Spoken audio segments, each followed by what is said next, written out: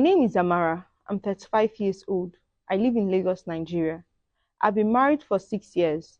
My marriage is not a perfect love story, but I believe it was real.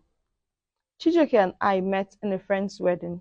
He was charming, funny, and full of big dreams.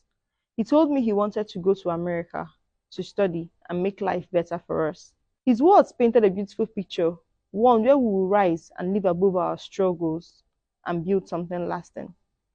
We got married a year after meeting, and from the very beginning, I made a lot of sacrifices. I was the one with a stable job. I worked as an accountant in a local firm. Chijoke was between jobs, but I believed in him and I believed in his dreams. When he wanted to apply for the student visa in US, I supported him wholeheartedly. We pooled our savings, but it wasn't enough, so I took a loan. I told myself it was an investment to our future.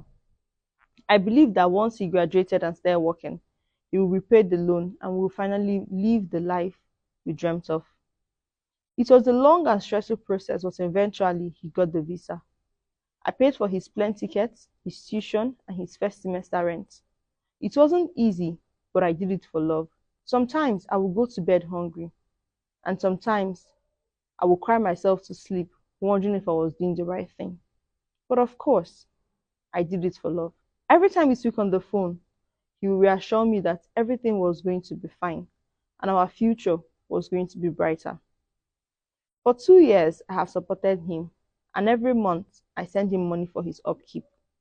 I didn't complain, even when I felt like I was carrying a lot of weight on my shoulder. I told myself, love requires sacrifices, and I loved him. But recently, everything changed. It started with little things, like him being so distant on phone calls, and our phone calls grew shorter. And sometimes he would mix our scheduled calls entirely. And when I asked him, he would blame school, work, or different things. I didn't complain because I didn't want to be a nagging wife. But last month, his younger sister came visiting. During her visit, she left her phone on the table while she was in the kitchen, and a message popped up on her screen. It was from her brother. I didn't know what made me look at it, but when I saw it, my heart shattered. It was a message of a picture of Chijoke and a white woman. They were standing in front of a courthouse, smiling and holding hands, and the caption was, "Mrs. Johnson, the love of my life." My heart stopped. I couldn't breathe. My hand trembled as I scrolled through their conversation. The message, there were messages about the wedding plans and a plan to build a house and start a family.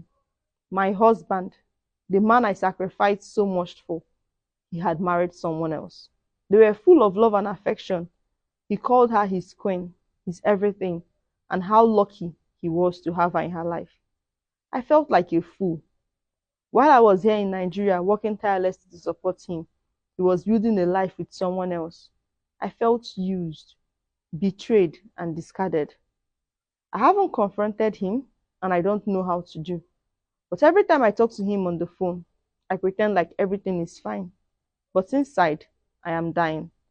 How would he do this to me? And how would he betray me like this? My friends have told me to cut him off and stop sending him money and block him from my life. But it's not that simple. I still love him despite everything. And there is a part of me that hopes that he will come back to me. Please advise me. What would you do if you're in my situation?